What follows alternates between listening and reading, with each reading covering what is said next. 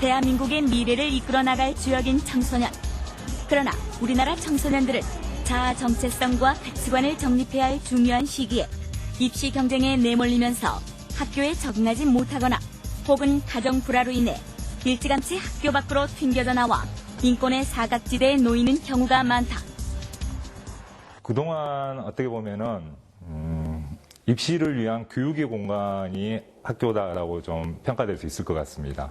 그래서 입시를 위한 교육을 위해서는 그것을 도달하기 위한 경쟁의 장치와 그다음에 그것을 획득하는 여러 가지 성적이라는 도구가 가장 중요한 학교에 있어서 가치로서 이렇게 평가를 받았던 측면이 좀 있었다고 봅니다. 전국적으로 한 해 6만여 명의 학생들이 학교 밖으로 내몰리는 요즘, 단순한 부적응 현상으로 치부하기에 그 숫자가 너무 많다는 생각을 지울 수 없다. 그렇다면 인권도시를 자임하고 있는 광주의 현실은 어떨까? 5월을 맞아 따따붙다가 청소년들의 인권을 들여다봤다.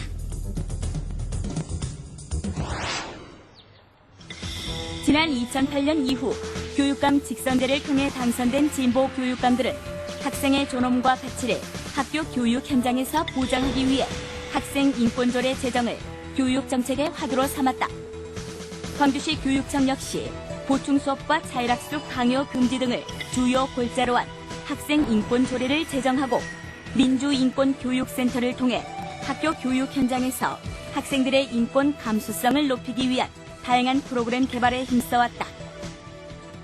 크게는 우리 광주의 정신과 어떤 진보적 가치를 학교 현장에 교육 지원을 해야 될 텐데, 그 내용으로는 이제 민주시민교육, 인권교육, 평화교육을 보다 전문적이고 체계적으로 연구하고 프로그램들을 개발을 할 필요가 있어서 그 기능을 수행할 수 있는 별도의 조직이 필요해서 민주인권교육센터를 설치를 하게 됐고, 교육청의 이러한 인권교육 정책은 광주시 인권도시 조성계획과 맞물려 진행되면서 전반적으로 타 도시보다 앞선다는 평가와 함께 실제로 학교 교육 현장에서 그 취지에 맞게 제대로 구현되고 있는지에 대해서는 여전히 의문이라는 우려의 목소리가 병존하는 게 사실이다.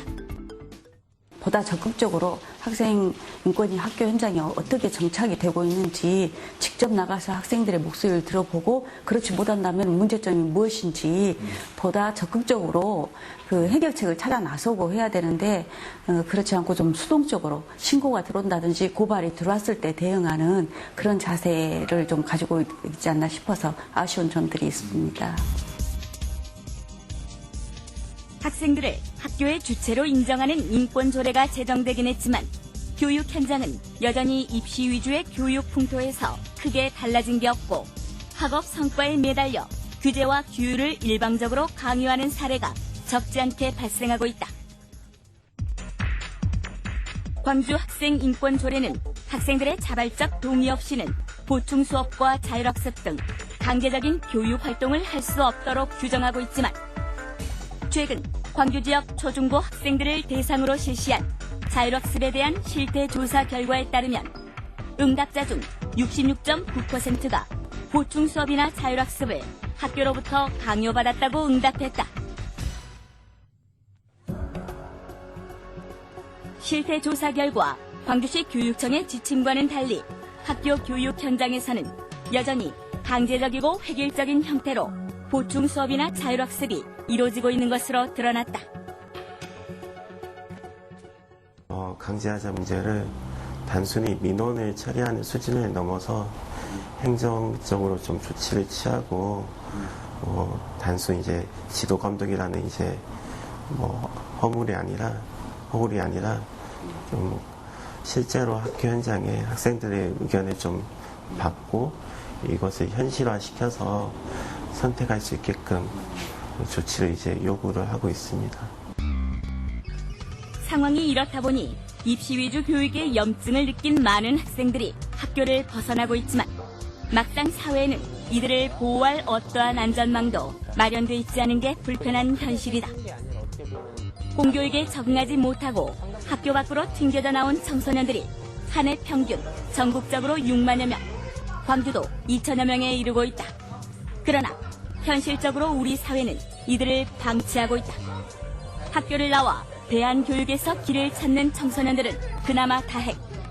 학교 밖 청소년 28만여 명 중 17만 명은 어디서 무얼 하는지 파악조차 안 되고 있는 실정이다. 지금까지는 어떠한 관리도 이루어지지 않았다라고 이야기를 할 수도 있을 것 같아요. 사실은 저희가 센터로서 뭐 학교 밖 청소년들 만나는 아이들의 수도 한정되어 있고 뭐 일괄적으로 모든 아이들을 만날 수 있는 상황도 아니고요. 이제 그래도 다행인 거는 작년에 학교 밖 청소년 지원에 관한 법률이 통과되면서 이제 학교 안에서 이제 명단을 학교 밖으로 나올 경우에 명단을 주기로 되어 있어요. 학생들이 공교육을 포기하고 학교 밖으로 나왔을 때 우리 사회는 그들을 얼마나 보듬어 안을 수 있을까? 학교 밖 청소년들은 학교를 다니지 않는다는 이유만으로 교육 낙오자로 낙인 찍혀 사회적 편견의 무게를 짊어져야 할 뿐만 아니라 제도권 교육을 거부했다는 이유로 사회적 소수자로 전락해 따뜻한 시선은 고사하고 어떠한 경제적 사회적 지원도 받지 못하고 있는 실정이다.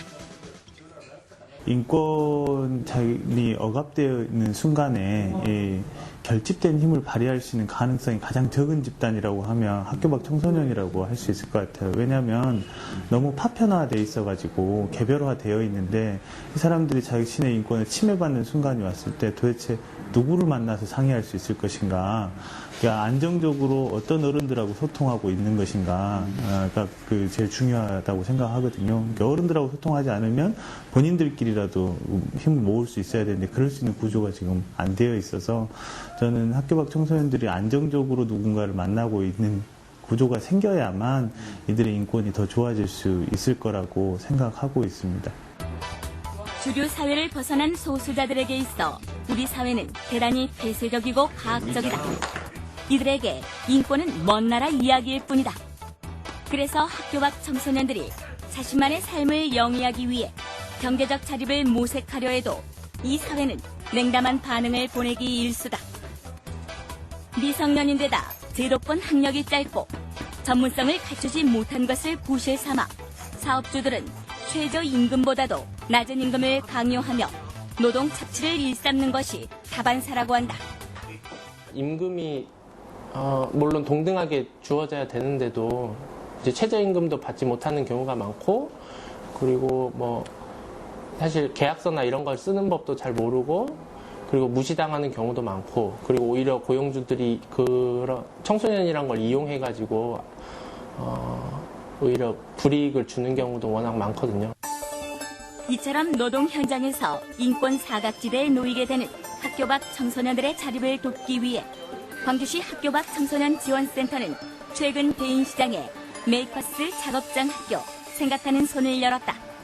앞으로 이 공간은 청소년들에게 목공예품 제작과 인테리어 설치 기술을 가르치고 창업을 지원해 이들이 경제적으로 독립할 수 있도록 도울 뿐만 아니라 정보 교류의 장으로도 적극 활용될 전망이다.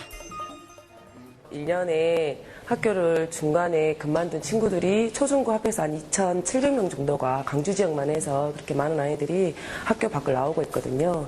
그래서 그 친구들이 학교 밖을 나오면 일단 뭔가를 해야 되고 사회에 나와서 하나의 일원이 돼야 되는데 참 그것이 사회의 시선도 있지만 본인들이 닫혀있는 마음을 가지고 있는 친구들이 참 많아요. 그래서 우리가 이 아이들이 아르바이트를 하면서 아르바이트라는 매개체를 통해서 아이들이 사회에 나갈 수 있게끔 저희가 어떻게 보면 통로 역할을 해주는 그런 곳이고요. 지금까지 제도권 교육을 받지 않는다는 이유로 무조건 차별받았던 학교 밖 청소년들. 그들의 자립과 창업을 지원할 수 있는 학교 밖 청소년법이 오는 29일 드디어 시행된다. 많은 전문가들은 이제 우리 사회가 공교육을 받는 학생들뿐만 아니라 학교 밖으로 나와 자신만의 길을 개척해가는 청소년들까지 모두 아울러 동등하게 보호하고 기회를 제공해 미래 인재로 키워야 한다고 목소리를 높이고 있다.